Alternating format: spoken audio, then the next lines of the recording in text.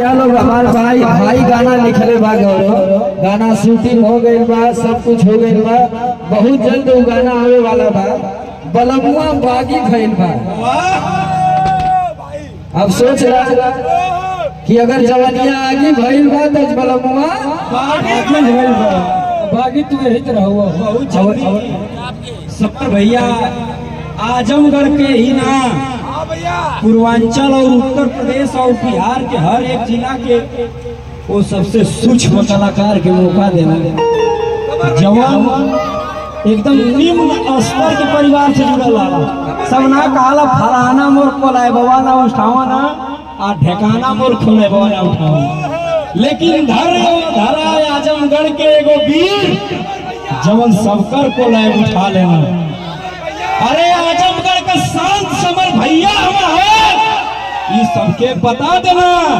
एगो हम पहले बोले रहनी कि तो कबा तो हमरो बुझाई काहे की तो कबा तो समझ ला तो पिछवा से दोनों ठोकबो करी।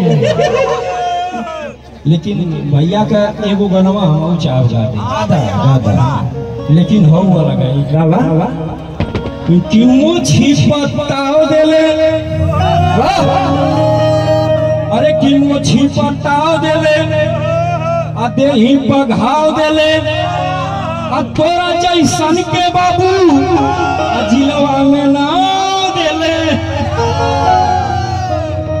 मोछी पटाव देले देही पघाव देले तोरा जैसन के बाबू जिलवा में नाव देले। अकरी है मत तो सुमानी कब भगवान करे ना ऐसन रोजी आ हो जाए बेला पता बेटा के नहीं खोजी मन से लगी जाइए सबर में मर्जी।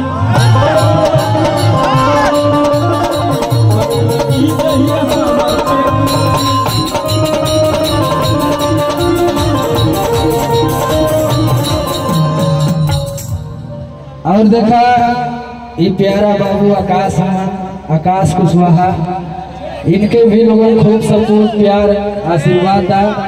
हमार छोट भाई म्यूजिक डायरेक्टर नीरज विश्वकर्मा भी आए बड़े, उनकर भी स्वागत बा मंच के माध्यम से। नीरज जी आप भी आ जाए। हमारे प्यारे भाई बहुत अच्छे, उनका डायलॉग हिट होता है। गौरव पंडित जी कहाँ हैं? गौरव जी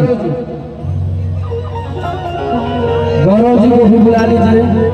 ये लोग हमारे देखिए, एक गौरव उधर है, एक गौरव उधर है। भैया अब स्टेशनवा वाली जो वीडियो ना हिट भइल ओकर सपना यादव जी भी आई। आइए सपना, दोनों सपना आए हैं। मैं चाहूंगा कि आप भी दोनों लोग आ जाइए। दोनों यादव है।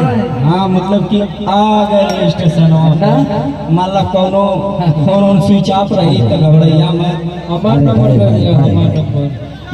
स्टेशनवा में बता दें इनके कहाँ हो। धन्यवाद इस लड़की का, आप लोगों को प्यार आशीर्वाद से 200 मिलियन वीडियो भाई। हाँ कि क्या बात है। कोनो कुछ दे तो खैया मत, कोनो से नजर मिलैया मत, कोनो सही बात है, मैंने तो घात हो जाएगा।